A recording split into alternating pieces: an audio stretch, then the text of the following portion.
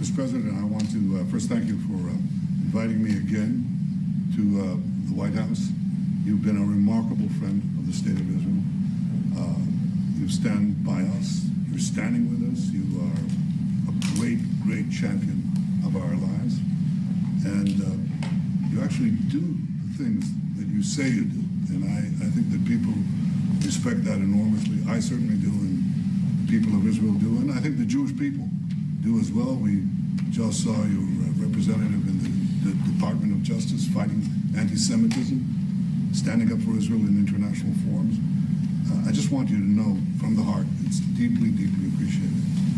As you said, we had the opportunity to talk today about many subjects. First, if I can mention tariffs, it's a subject of some interest today. I can tell you that I said to the President a very simple thing. We will eliminate the trade deficit with the United States. We intend to do it very quickly. We think it's the right thing to do. And we're going to also eliminate trade barriers, a variety of trade barriers that have been put up unnecessarily. And I think Israel can serve as a model for many countries who ought to do the same. I recognize the position of the United States. It says, you know, we're allowing other countries to put tariffs on us, but we don't put tariffs on them. And, you know, I'm a free trade champion, and free trade has to be fair trade. And I think that's basically the position that you've put forward, Mr. President. We are going to eliminate the tariffs, and rapidly. I had the opportunity to speak to Secretary Lutnick yesterday. We talked about how we could effect this quickly, and I hope to bring a solution very quickly. We're not talking about intentions. We're not talking about, you know, just words. We're talking about results. And those results are going to come. That's the first. Thank you very much. It's very nice. Thank you. Thank you. Mr. President, what about the hostages deal? Well, I didn't Let him finish. finish. I'm going to begin. We spoke about not only the hostages, but about Gaza. The hostages obviously is a human story of just unbearable agony. I speak to the families. I spoke to them yesterday. Spoke to another one when I was in Hungary before I came here. I speak to them every day. They're in agony. The hostages are in agony. And we want to get them all out. Steve Witkoff, President Trump's very able representative, helped us get a deal that got 25 out. We're working now on another deal that we hope will succeed.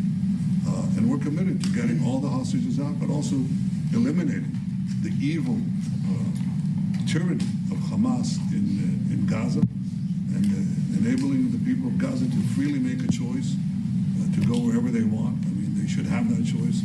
And the President put forward a vision, a bold vision, which we discussed as well, including the countries that might be amenable and are amenable to accepting Palestinians of their free choice if they choose to go there. And I think that's the second thing that we discussed. But the hostages came right on top. We also discussed the situation in Syria. We've had neighborly relations with Turkey that have deteriorated, and we don't want to see Syria being used by anyone, including Turkey, as a base for attack in Israel. Turkey is a country that has a great relationship with the United States. The President has a relationship with the leader of Turkey. We discussed how we can avoid this conflict in a variety of ways, and I think we can't have a better interlocutor than the President of the United States for this purpose. And of course, we also discussed Iran. Look, we're both united in the goal that Iran does not ever get nuclear weapons. If it could be done diplomatically in a full way, the way it was done in Libya, I think that would be a good thing. But whatever happens, we have to make sure that Iran does not have nuclear weapons. That's the end of my speech. Mr. President, We're having direct talks with. Wait. We're having direct talks with Iran, and they've started. It'll go on Saturday. We have a very big meeting, and we'll see what can happen. And I think everybody agrees that doing a deal would be preferable to doing the obvious. And the obvious is not something that I want to be involved with, or frankly, that Israel wants to be involved with if they can avoid it. So we're going to see if we can avoid it. But it's getting to be very dangerous territory. And hopefully those talks will be successful. And I think it would be in Iran's best interest if they are successful. We hope that's going to happen. And we had just a lot of good talks on a lot of things. I appreciate very much what you said about the tariffs. We've been ripped off and taken advantage of by many countries over the years, and can't do it anymore. Just can't do it anymore. Can't be the stupid people anymore. And it's all because of the people that sat in the seat right here. Not your seat, but this seat. They allowed things to happen to our country that they shouldn't have allowed to happen on trade and other things, many other things. I mean, look at what's happened with our last president, where he allowed millions of people to come into our country with an open border. Who would want an open border? How stupid was that? But he allowed millions and millions of people, and of the millions, and I think it was 21 million people, but let's say 3 of them were serious criminals, serious murderers and drug dealers and gang members and people from jails. All the jails emptied out right into our country, right along the open border on Mexico, generally the Mexico. They came in from Canada too, by the way, a lot. But generally speaking, on the southern border. And what a shame it is that we are now working very hard to get them out, get the criminals out, get the murderers out, the drug dealers, the mentally insane, get them out. They dropped the mentally insane in our country too. And this was all done by the Biden administration. It's a disgrace that we have to work so hard. And then we have judges that try and protect these people, but they didn't protect us when the people were being let in. But to get them out is never easy with these people. So I think we're doing a great job. The border is the best it's ever been. It's even as strong as it was. I had a great, solid border. I think it might even be tougher right now and stronger. So people are coming into our country, but they're coming in legally. We have a legal process, and we have that moving along properly, because we need people to come into our country, but we want people that can love our country and cherish our country. So that's where we are. And with that, any questions? Mr. President, the European Union reaction to the markets today, and would you be open to a pause in tariffs to allow for negotiations? Well, we're not looking at that. We have many, many countries that are coming to negotiate deals with us, and they're going to be fair deals. And in certain cases, they're going to be paying substantial tariffs. There'll be fair deals. As you know, I spoke this morning with the Prime Minister of Japan, and we had a very good conversation. They're coming. And I said, one thing, you're going to have to open up your country, because we sold no cars, like 0 cars in Japan, and they sold millions of cars into our country. They don't really take our agriculture, a little bit of it just to keep us slightly happy, but they don't take what they're supposed to be taking. So we have a great relationship with Japan. We're going to keep it that way, but they're coming in to meet, and other countries are coming in. With China, as you know, against my statement, they put a 34% tariff on above what their ridiculous tariffs were already. And I said, if that tariff isn't removed by tomorrow at 12 o'clock, we're putting a 50% tariff on above the tariffs that we put on. So they've gone for years. They've become a rich country because of people, again, that were in the White House that allowed this to happen. Hundreds of billions of dollars a year they'd make on us on trade, and it shouldn't be that way. And I have a great relationship with President Xi. I hope it's going to stay that way.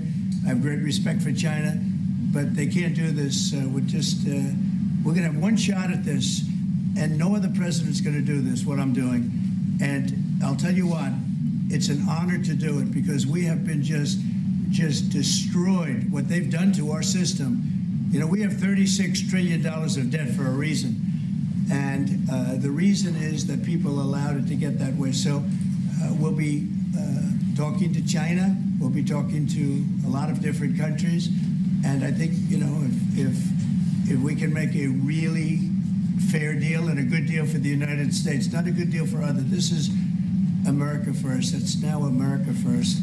And we didn't put America first. We put America last. The people that were in the Oval Office put America last, and we're not going to stand for it. Yeah. Mr. President, who's going to represent the U.S. in the talks with Iran? Two questions. Do you expect any of these deals to be made before April 9th? And secondly, there have been some mixed messages from your administration. You're talking about negotiations, and yet others in your administration are saying that these tariffs are actually permanent. What is the action? Well, they can both be true. There can be permanent tariffs, and there can also be negotiations, because there are things that we need beyond tariffs. We need open borders. You know, we almost had a deal with China where we're going to open up China. It was almost done. Some of you remember it during my first term, and it was very disappointing. We ended up making a great deal. $50 billion worth of product was sold. $50 billion. You'd like that in Israel.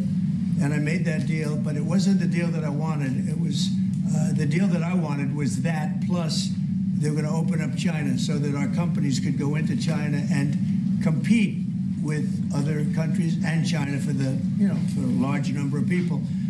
And at the very end, that deal was terminated, and we went to a piece of the deal. And there are a lot of things outside of tariffs, but tariffs are very important. But there are a lot of things like opening up countries that were totally closed. China is essentially a closed country. In fact, it is a closed country. And what they do is they charge tariffs so that if you sell cars or if you sell anything, nobody's going to buy it because the price is out of control. But that's true with a lot of other countries also. So we're going to get fair deals and good deals with every country. And if we don't, we're going to have nothing to do with them. They're not going to be allowed to participate in the United States.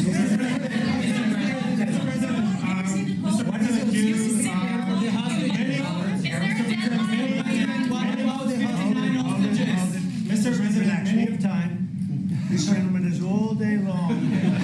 Mr. President, thank you for the chance. Many of Palestinian Americans who voted for you are not for Biden because you've promised them to end the war in Gaza. Very honored by that vote, too. The war is still going on and there's no hostage deal. Do you have any update on that? Well, I'd like to see the war stop, and I think the war will stop at some point that won't be in the too distant future. Right now we have a problem with hostages. We're trying to get the hostages out. We got quite a few of them out, but it's a long process. It shouldn't be that long. We have a big problem that we've done. I think I'll ask Pete to maybe talk about it for a second, because a lot of people are asking. The Houthis, we've been very tough and very successful militarily. We've really damaged them badly. These were people shooting down ships and other things, by the way, flying objects like airplanes. And we've put a major hurt on the Houthis, which nobody's been able to do. We've really hit them hard, and they know it, and they don't know what to do. And it's every night, night after night. And we've gotten many of their leaders and their experts. They're experts on missiles. I mean, they actually make missiles. Nobody thought that. But they make missiles. They're highly sophisticated, and they're very tough. But they've been very badly damaged. Nobody else was able to do that but us. Pete, you want to discuss that, please? Yes, sir. It's been a bad 3 weeks for the Houthis, and it's about to get worse. It's been a devastating campaign, whether it's underground facilities, weapons manufacturing, bunkers, troops in the open, air defense assets. We are not going to relent, and it's only to get more unrelenting until the Houthis declare they will stop shooting at our ships. And we've been very clear at the Iranians as well. They should not continue to provide support to the Houthis, and that message has been made very clear. So we have a lot more options and a lot more pressure to apply, and we know, because we see the reports, how devastating this campaign has been in them, and we will not relent. We have a great military. There's no military like our military. And despite Biden having given a lot, but nevertheless a pretty small piece, but it was a lot of our military away in Afghanistan, and one of the dumbest situations, I think, and maybe the most embarrassing situation we've ever been involved in, that short period of time in Afghanistan. What a disgrace that was, but left a lot of our military behind, left you see them in their annual parades where they're parading trucks that are armor plated and different things that they can't, but it's many billions of dollars we left behind. But despite that, we have a tremendous military. That was a very small portion because we rebuilt the military during my first term, and we have great things happening with our military. We also essentially approved a budget which is in the facility, you'll like to hear this, of $1 trillion, $1 trillion, and nobody's seen anything like it. We have to build our military, and we're very cost conscious, but the military is something that we have to build, and we have to be strong because you got a lot of bad forces out there now. So we're going to be approving a budget, and I'm proud to say, actually, the biggest one we've ever done for the military. We're cutting other things that were under DOGE, but under a lot of other. When you look at a woman getting $2 billion for environmental, and it had nothing to do with environmental, and they had $100 in the bank, and they give her $2 billion. Many of those cases, all that stuff is going to be cut out. But we are getting a very, very powerful military. We have things under order now, the likes of which we've never had before. We've never had the kind of aircraft, the kind of missiles, anything that we have ordered. And it's in many ways too bad that we have to do it, because hopefully we're not going to have to use it. But the military is very, very powerful, and it's going to remain that way. How do you, Mr. President? Yes, please. Thank you, Mr. President. I want to ask you about Iran, because this is the first time we hear that the U.S. is having a direct contact with the Iranians. Is it possible to give us some more information at what level the U.S. is High level, represented? very high level. And we're dealing with the Iranians. We have a very big meeting on Saturday, and we're dealing with them directly. You know, a lot of people say, oh, maybe you're going through surrogates or you're not dealing directly, you're dealing through other countries. No, we're dealing with them directly, and maybe a deal's going to be made. That would be great. It'll be really great for Iran, I can tell you that. But hopefully, we're not going to have to get into that. We are meeting very importantly on Saturday at almost the highest level, and we'll see how it works out. Please. How do you ensure, Mr. President, that these tariffs don't drive U.S. trading partners into the hands of the Chinese? That they I'm don't... not worried about it. I'm not worried about it. If they want to be in the hands of the U.S., they don't want to be in the hands of the Chinese. And the Chinese have turned out to be really not very good at that. People that are with us, they're with us. But we cannot be taken advantage of any longer. I used to watch these deals for years. I've been talking about it for years. You know, I've been talking about it for 35 years, how our country is being ripped off. I mean, 30 years ago it was Japan, then it was something else, then it was another group, then it was China. China's doing the best job of it, frankly. And it's just not going to happen. Not going to happen. And then you said it may EU take- has said that they have offered zero for zero tariffs on cars and industrial goods. Is that not enough? Well, the EU, no, it's not. The EU has been very tough over the years. I always say it was formed to really do damage to the United States in trade.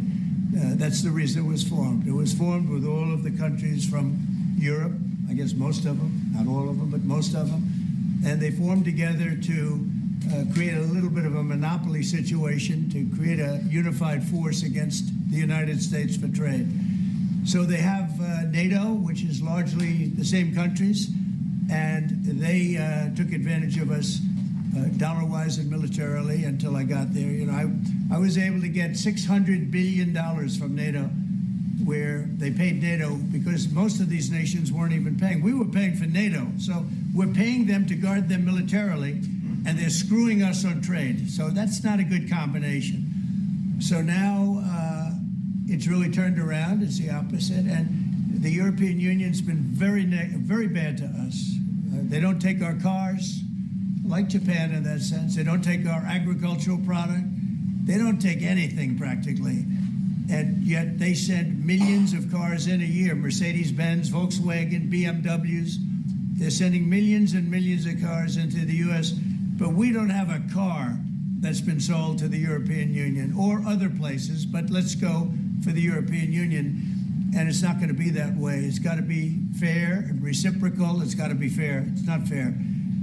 We have a deficit with the European Union of $350 billion. And it's going to disappear fast. And one of the reasons and one of the ways that can disappear easily and quickly is they're going to have to buy our energy from us because they need it, they're going to have to buy it from us. They can buy it. We can knock off $350 billion in 1 week.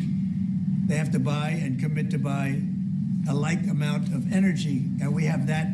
You know, we have more energy than any country in the world. I don't know if you know that. He knows everything. But the one thing he may not know, we have more energy than any country in the world. We have more of every kind of energy, every form of energy, from oil and gas to coal. And people talk about, I call it beautiful, clean coal. As you know, Germany is opening up a coal plant a week. They tried the windmills and it didn't work. They tried all the other solutions and they were ready to go out of business. Now they're doing a coal plant a week. China is now up to 2 coal plants. They're opening 2 major coal plants every single week in China, all over China, and then we're not allowed to use coal. Well, we have clean, beautiful coal more than anybody else. We have oil and gas more than anybody else. We have the most energy of any country in the world, including Saudi Arabia, including everybody, by a lot. And I took it to number 1. We were number 3, and I took it to number 1 during my administration. And the reason that we were hurt so badly and the reason that we went into such incredible inflation during Biden is energy. It was also their bad spending, but energy, because they played around with this incredible thing that we had built, this administration had built, and the energy costs went through the roof. And when that went up, everything else followed. Now, if you look at what's happening, you got to see this today. I said we're going to try and get groceries down, right? An old-fashioned term, but a beautiful term. Eggs.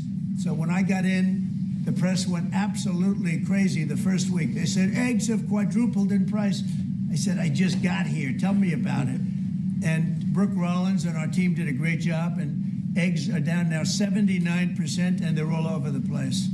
And this was a problem that somebody else would have taken a long time to cure. We have energy is down. We have interest rates are down. We have groceries, meaning food is down. We have everything is down at levels that nobody ever thought possible. Energy looks like it's going to be in the $2.50 a gallon range and maybe below that for a car, so for gasoline. So we're really doing amazing. I mean, we're cutting prices because prices got so high people couldn't live. I mean, the prices for groceries, the prices for standard groceries, standard things were going through the roof. They couldn't live, and now those prices are coming down. So call them groceries, but that's down, energy's down, and interest rates are down. Everything's down. And the interest rates, the beauty there is when we refinance debt, you know, debt's become such a big factor in this country. We're going to start paying debt off with tariffs and other things. But it's such a big factor because the interest rate's so high. Well, now that's coming way down. So our budget's going to look a lot better because interest costs are way down. And I guess I've done that.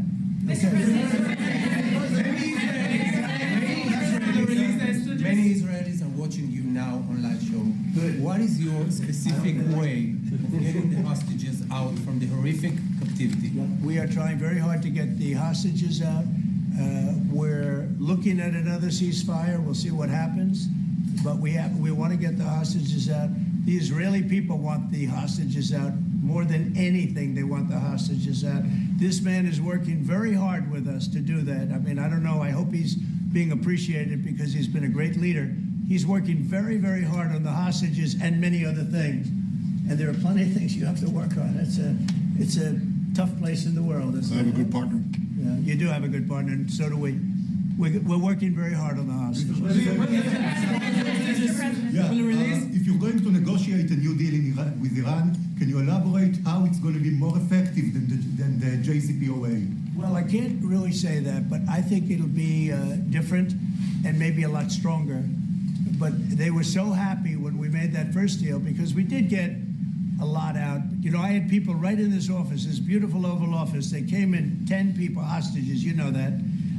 And I said to them, so how was it? And the stories they told me, I mean, as an example, I said to them, was there any sign of love? You were there, 10 people. It's only 10, but it's pretty representative. Did the Hamas show any signs of, like, help or liking you? Did they wink at you? Did they give you a piece of bread extra? Did they give you a meal on the side, like, you know, you think of doing? like what happened in Germany, what happened elsewhere. People would try and help people that were in unbelievable distress. They said no. I said, all of them. I said, did they ever wink at you like, you'll be okay? You're going to be okay? No, they didn't do that. They'd slap us. The hatred is unbelievable. And the lives, you know, they lived in a pipe, not really a tunnel, it was a pipe. And they always thought they were suffocating, they were going to suffocate. And then they'd open up the pipe, and it was like 3.5 feet high. This isn't, you know, we hear tunnels is bad, but pipes are worse. And the stories I heard were incredible. But I just said, was there any sign of potential love or affection? And there were none whatsoever. It was amazing to me. There was nothing like, here, take this, it's a little extra meal or something. They lived like hell. I don't know. They seemed to be, they were amazing to me because they seemed to be pretty normal. They weren't scarred, but I guarantee underneath they have to be scarred. And one was there for 356 days. Another was there for about 180 days, you know, a long time. These are people that have been really, really horribly treated. I've never seen anything like it, actually. I was very surprised to hear the answer. Thank you, Mr. President. Are there 2 or 3 countries that are on your list that you feel are farther along in getting their tariffs lowered? I think there are many that want to get rid of tariffs right now. European Union, I mean, as badly as they've treated us, they've brought their car tariffs essentially off. I guess they brought it down to 2.5, and I hear maybe to nothing. But it's not only tariffs, it's non-monetary tariffs. It's tariffs where they put things on that make it impossible for you to sell a car. It's not a money thing. They make it so difficult, the standards and the tests. They drop a bowling ball on the top of your car from 20 feet up in the air, and if there's a little dent, they say, no, I'm sorry, your car doesn't qualify. When the same car from Germany or anything would dent likewise, unless you can have an army tank, it's going to dent. So they come up with rules and regulations that are just designed for one reason, that you can't sell your product in those countries, and we're not going to let that happen. Those are called non-monetary barriers. They make barriers that are so tough that it's impossible to qualify. So tariffs are a big part of it, but there's another big part of it, and that's barriers. They also do something else. They manipulate their currency, and they drive it down. They want to drive it. They want to have low currencies. You know, it sounds better to have a high currency, a strong dollar or whatever, but they bring their currency down, and when it competes with our currency, it's very hard to sell a tractor. It's very hard to sell product because their currency is low and ours is much higher relatively. And so it makes it very hard. I speak to a lot of companies that do business, tractor companies, and they say it's so hard to sell because what they've done is they've lowered the yen or they've lowered the yuan or they've lowered their currency so that it's very hard to compete. We don't want that either. So we have a lot of things that we're talking about, but we're going to fix it properly, and it's going to be fair to everybody. And in the end, I think we're going to have a world that does a lot better, you know, but they have to respect the United States. And nobody but me would do this. Nobody but me would do this. You know, it would be nice to serve, a nice, easy term, but we have an opportunity to change the fabric of our country. We have an opportunity to reset the table on trade. We lose billions of dollars. We lose close to $2 trillion a year on trade. We lose $1 trillion a year to China. $1 trillion. We lose hundreds of billions of dollars a year on trade to China. We lose hundreds of billions of dollars overall, probably close to $2 trillion. Why would we do that? Number one, why would we do that? And then you have to say, is it sustainable? Then you hear about all of the people that say, well, deficits, if we have a deficit with the country, or if the country has a big surplus with us, like China has a massive surplus, that they take and they spend on their military. Well, we don't want that. I don't want them to take $500, $600 billion a year and spend it on their military. I don't want them spending money on their military. And I shouldn't have to spend money. We shouldn't have to spend it either. Because, you know, hopefully, and I said this to President Xi, hopefully it's money that we're never going to use. In other words, because we're not going to use those incredible weapons that we have and that they have.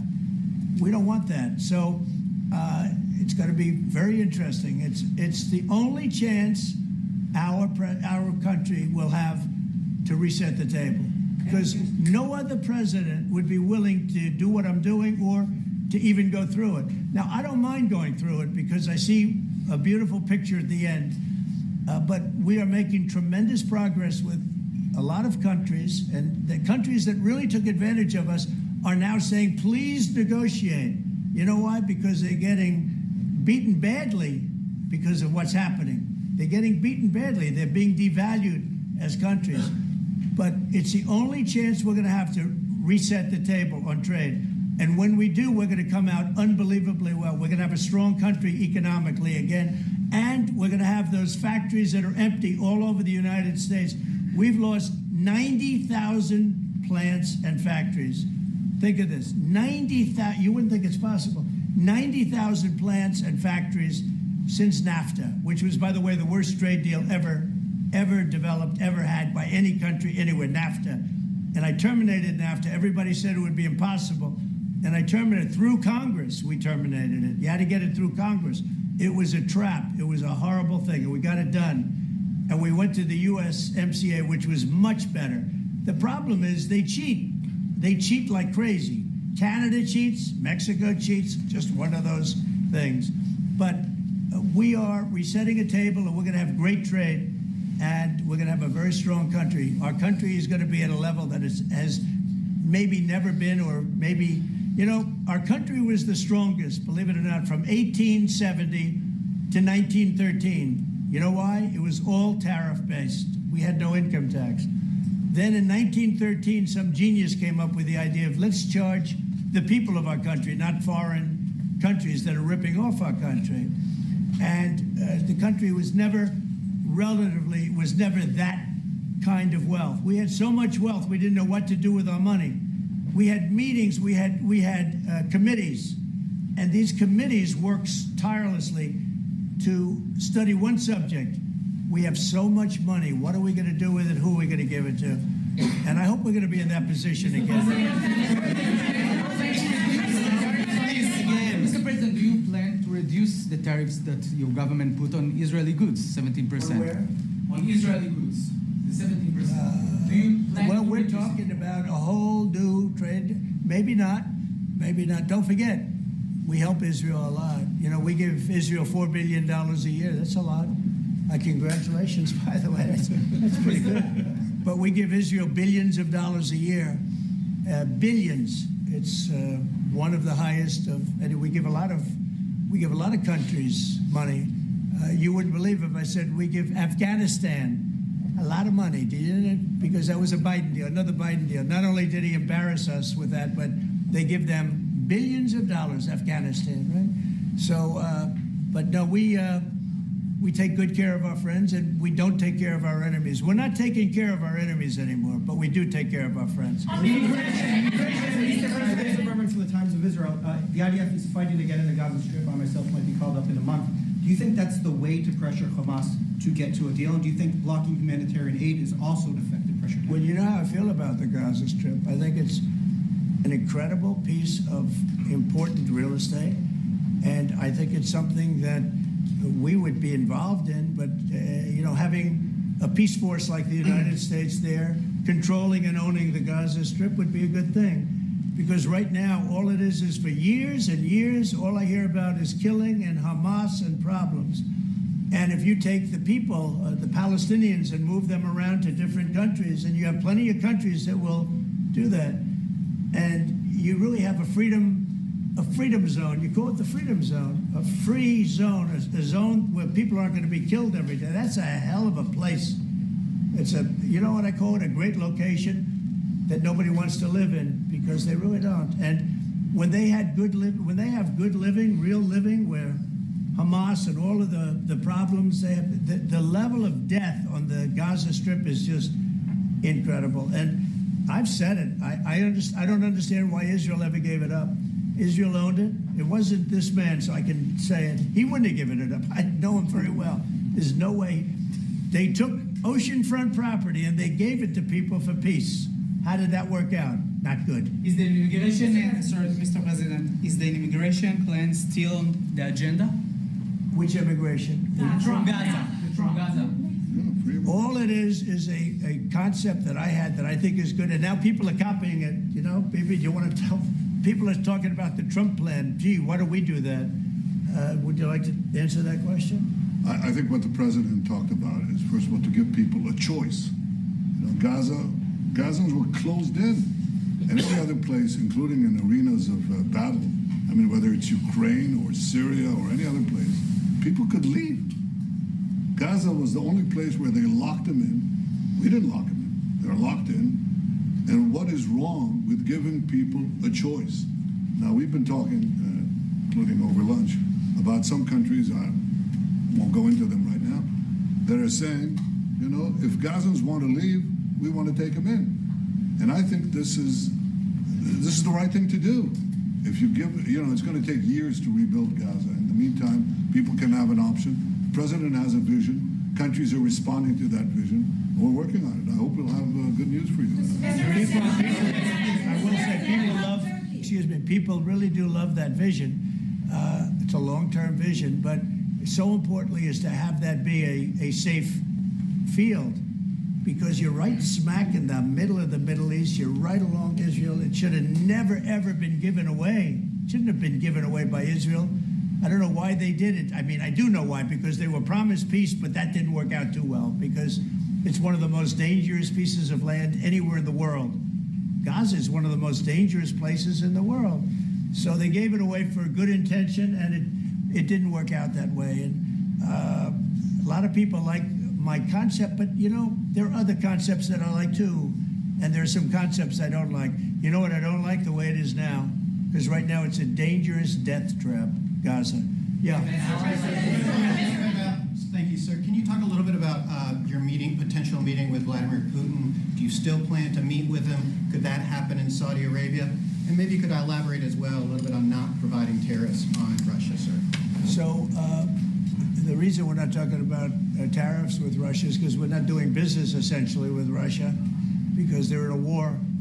And I'm not happy about what's going on with the bombing, because they're bombing like crazy right now. They're bombing. I don't know what's happening there. That's not a good situation. So we're meeting with Russia. We're meeting with Ukraine. And we're getting sort of close, but I'm not happy with all the bombing that's going on in the last week or so. Horrible. It's a horrible thing. It's a horrible thing. Can countries negotiate to get below 10%? In terms of In tariffs? terms of tariffs, yes.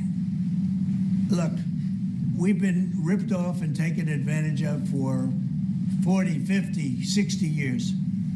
And the reason we got ripped off and the way they did it was tariffs. They would charge tariffs, massive numbers of dollars. And when you look at China, when I took over, it was at $507 billion they were making. I call it making. A lot of people say, oh, it doesn't mean anything. Having a surplus means a lot, in my opinion. It's almost like a profit or loss statement. And when I took over, it was $507 billion that China was, this is originally, first term, and we were very, very tough on them because they were taking that money and they were building a military with it. Then when Biden came in, he let them get away with murder. He had no idea. I'll tell you what, that man had no idea what was happening, whether it was the border or China or anything else. He had no idea what was going on. And they went wild. China went wild. And the money they make is ridiculous, okay? It's just not gonna happen. And hopefully we'll get along with China. If we do, that's great, and if we don't, that's okay too. But we can't let that continue, because that's an abuse. They abused the poor people that sat in the seat. That poor Biden, he was abused by them. They took advantage of him, and I'm surprised. You know, they have smart people. They were radical left lunatics, but they're smart. I'm surprised they'd allow that to take, you know, to happen. But we are going to bring great trade, and we're going to be fair to other countries. And I will say this, virtually every country wants to negotiate. If I didn't do what I did over the last couple of weeks, you wouldn't have anybody wants to negotiate. We would have gone to these countries, you want to talk? And they, well, we don't want to talk. Now they're coming to us. they're offering things like even Bibi, and this is unrelated because it's a different kind of a relationship, but he started off our conversation today that he's cutting all of the tariffs, he's cutting everything, he's going to get down to a free base, he's going to do things that, in all fairness, other countries, if they said that, would have never even thought about doing it. Now they're offering things to us that we would have never even thought of asking them for because they're experiencing a lot of hurt. And the hurt is that they've taken advantage of us and we finally fought back. Tariffs will make this country very rich. We're rich anyway, but we're rich in a certain way. We have $36 trillion in debt. I want to get rid of it. And we can do it quickly with proper deals. So when countries don't allow us to sell our product, but we allow them to sell their product, when they charge us massive amounts of money for the privilege of going into their country, those days are over. Okay. Yeah, go ahead. Me? Sir? Me? Yeah. Thank you, Mr. President. On Iran, two questions, please. First, if you can give us more details about where the meeting on Saturday is going to take place. I can't tell you that. I can just tell you there's a major meeting going on between us and Iran, and that'll take place on Saturday, and it's at top level. And the second question about this. A lot of people think that those talks are not going to lead anywhere because the Iranians will never give up. I think that's a possibility, too. If diplomacy fails, is the United States, under your leadership, ready to take military action to destroy the Iranian nuclear program and remove this threat? I think if the talks aren't successful with Iran, I think Iran is going to be in great danger. And I hate to say it, great danger, because they can't have a nuclear weapon. So is that a yes? You know, it's not a complicated formula. Iran cannot have a nuclear weapon. That's all there is. So Can't have US it. ready? Right now we have countries that have nuclear power that shouldn't have it, but I'm sure we'll be able to negotiate out of that too as part of this later on down the line. But Iran cannot have a nuclear weapon. And if the talks aren't successful, I actually think it'll be a very bad day for Iran if that's the case. Yeah. Mr. President, on manufacturing, Mr. President. Mr. President, was October 7th the death blow of the two-state solution, and would you consider classifying the Palestinian Authority as a terrorist organization for its continued pay-for-slay terror financing payments? So October 7th was a horrible day that some people, they deny it. Now, I can't believe they deny it from the standpoint of it. They do it because they think it's good politically. But I've seen the tapes. I've seen things that you don't want to see. October 7th was a horrible day, and it will go down as one of the really bad days in the history of the world. It was a horrible, horrible thing that happened. And they grabbed some of these people. I'll give you an example. When I was with the 10 hostages a few weeks ago, I said, so how many are there? 59. I said, oh, so 59, so we can get 59. They sort of knew the territory pretty good. And I said, how are they doing? They said, well, only 24 are living, the rest are dead. And these are young people largely. Young people don't die. You know, young people have an amazing ability to live. They can live through horrible things, but these are young people. And when they said that, 24 are living and the rest are dead. And you know, I've had parents come up, Israeli parents largely. We have some Americans, and I guess we have one left. Alex, we have the one left. But I've had Israeli parents come up to me at events and say, my son is there. I said, well, how's he doing? Well, he's dead. But would you do me the biggest favor ever? Could you bring his body back home? They talked about a young dead boy and a young dead girl like they were living.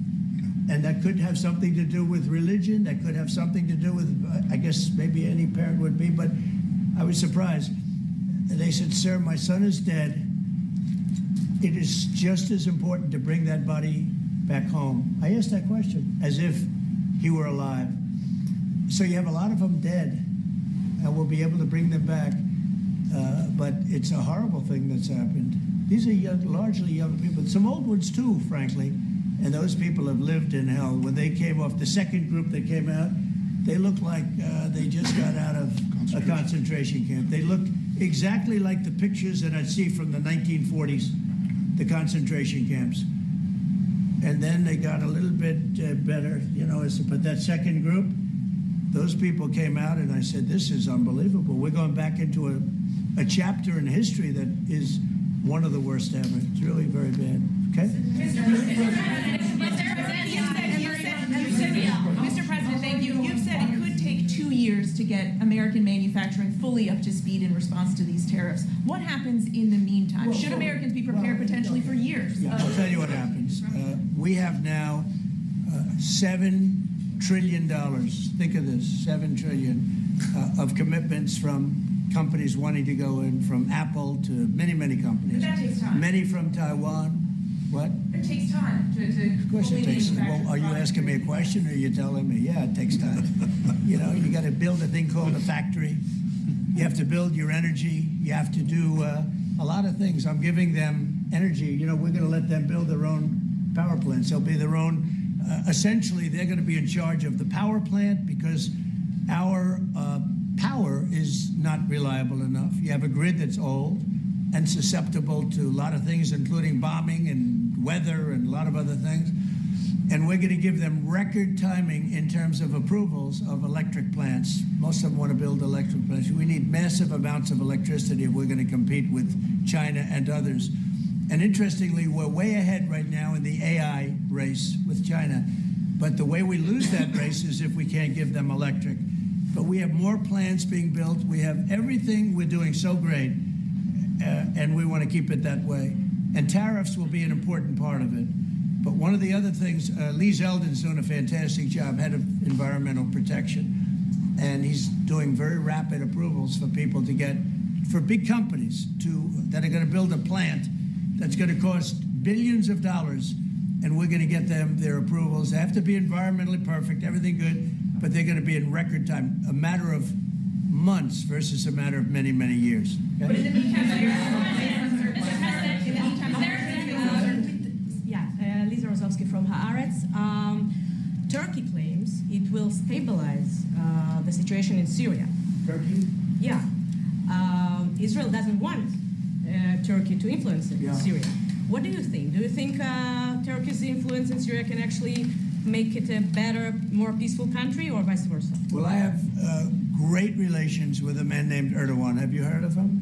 Yeah. And I happen to like him, and he likes me, and I know the press will get very angry. He likes Erdogan, but I do, and he likes me, and we've never had a problem, and we've gone through a lot, and we've never had a problem. We've always got, as you remember, we got our minister back from Turkey. You remember that? And this was a big deal at the time, and we got him back.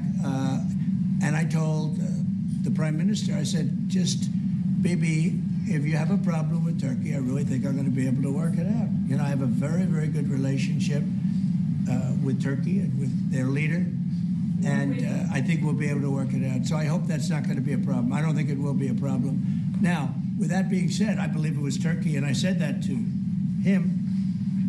I said it. I said, congratulations. You've done what nobody's been able to do in 2,000 years. You've taken over Syria with different names, but same thing. I said, you've taken it over. He's taken it over through surrogates. He goes, no, it was not me. I said, it was you, but that's okay. You don't have to say, well, sort of maybe it was me, okay. But what he did, he's a tough guy, and he's very smart, and he did something that nobody was able to do. You know, you got to hand it to him. Any problem that you have with Turkey, I think I can solve. I mean, as long as you're reasonable. You have to be reasonable. We have to be reasonable. Thank you very much, everybody.